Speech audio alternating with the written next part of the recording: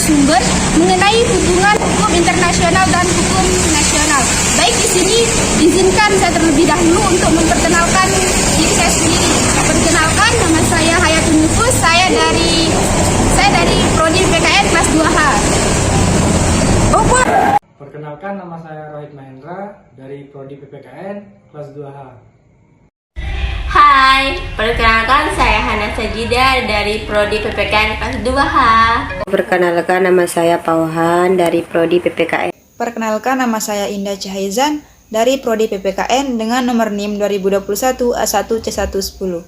Perkenalkan, nama saya Yohanes Katoda, Prodi PPKN kelas 2H. Terima kasih.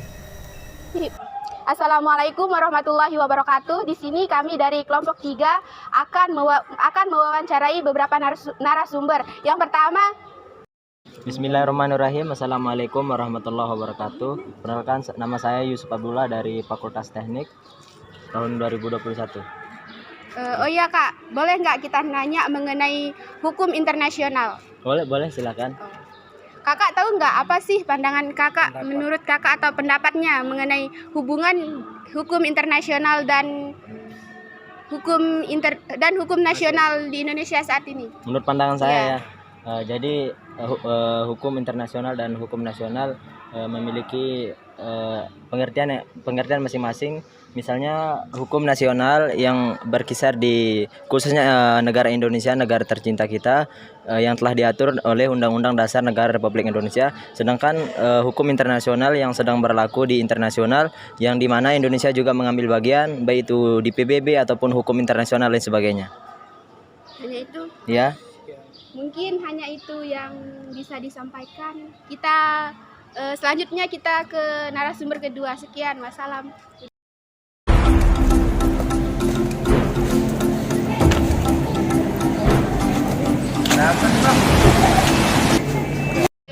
Baik, di sini kami sudah bersama narasumber kedua.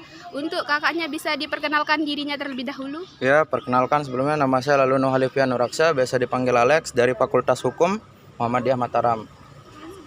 Kita mau nanya nih kepada kakak, apakah kakak setuju negara harus patuh terhadap hukum internasional?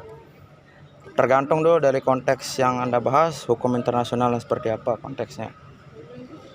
Hukum internasional mengenai terkait luar negara.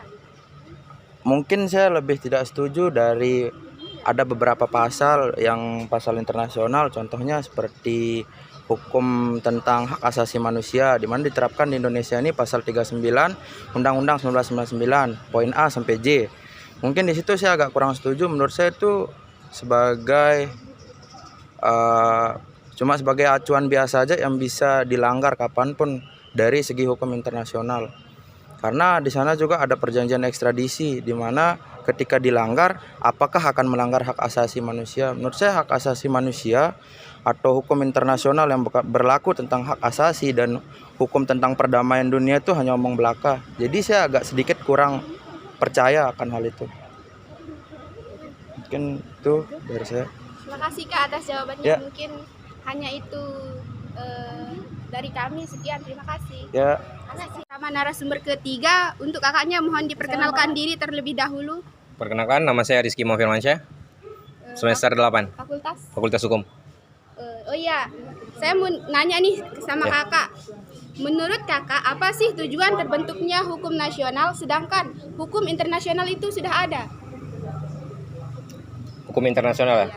Jadi menurut saya hukum internasional itu sangat penting bagi negara berkembang atau negara maju, karena untuk memperkuat kerjasama baik ekspor impornya di negara tersebut. Ya, cuma itu. Sekian dari kami, hanya itu. Wassalamualaikum warahmatullahi wabarakatuh. Di sini saya akan mewawancarai narasumber keempat. Bapak bisa perkenalkan diri dulu? Bisa ya. Nama saya Agus Jamil, pekerjaan satpam ya, satpam umat. Saya ingin bertanya, menurut Bapak apakah hukum nasional dan hukum internasional sudah berkembang? Ya sebenarnya kalau menurut saya secara umum itu sudah berkembang. Tapi kalau kita lihat secara prakteknya itu jalan di tempat ya, jadi belum berkembang ya. Ya seperti di Indonesia hukumnya itu dia tajam ke bawah, bukan tajam ke atas ya. Jadi orang-orang tertentu yang di bawah, yang tidak ada jabatan, tidak ada ya artinya masyarakat biasa, itu yang sering kena hukuman ya. Oh iya Pak. Jadi kalau kita lihat seperti itu ya. Kenapa Bapak bilang dia berjalan di tempat gitu? Ya berjalan tempat artinya tidak berkembang, tidak sesuai apa yang diharapkan seperti perkembangan di dunia sekarang ya. Jadi kalau di Indonesia ya seperti itu.